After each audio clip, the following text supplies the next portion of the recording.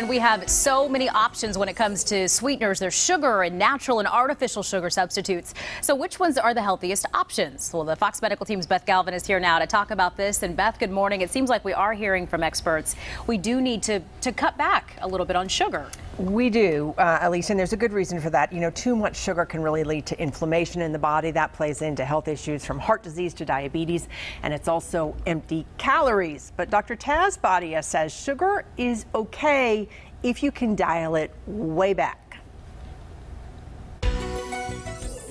If you want to sweeten up that cup of coffee, what's your best choice? It's a question that gets Dr. Taz Badia of Center Spring MD fired up. I love sugar, just plain old-fashioned sugar. Just use a very small amount of it. And then she says there's monk fruit. So monk fruit, you can get away with less sweetener, less than even sugar, and still get that satisfaction that you're eating something sweet. Monk fruit actually has a lot of antioxidants in it as well. Same thing with honey, especially raw honey, which contains antioxidants, vitamin C and E. Honey is probably my favorite sweetener because honey comes in different forms and different flavors. Again, you can control how sweet you want to make something by using just a very small amount of honey. But Dr. Taz is not a fan of artificial sweeteners. Your artificial sweeteners too are hard on the gut. The gut can't handle it. The gut will almost be better off having just a tiny bit of sugar or a tiny bit of honey than a lot of artificial sweetener. The one exception, artificial sweeteners may be a better choice for people who have prediabetes or diabetes because they don't raise our blood sugar.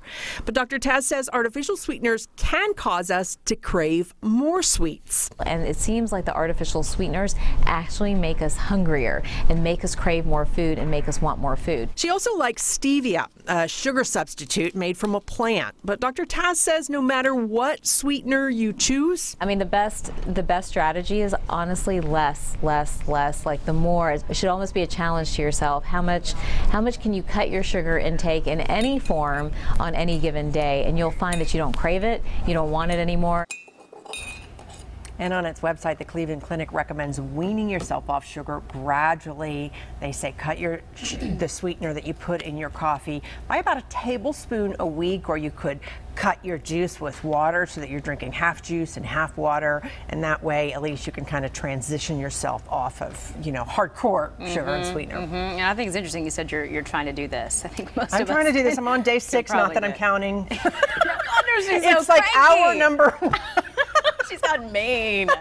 No, I'm kidding. Okay, so it's all about moderation though, right? It's really all about moderation. You know, Dr. Taz says if you like sugar in your coffee, have sugar in your coffee, but just really try to cut back and make this conscientious effort to cut back on the amount of sugar. We're getting a lot of added sugar in our food too. And one of my big takeaways from your story, Beth, you talked about monk fruit. What is it? Where do we find this? So monk fruit is a melon type plant that is grown like in Asia and southern China. It's natural, it's low calorie. That bag said no calorie. I found that bag of it at Sprouts. So you can find it at local grocery stores. You can also find it on Amazon. It might be worth a look if you're trying to get away from sugar and you want something that's still natural. Monk fruit, gotta remember that. All right, Beth, thank you.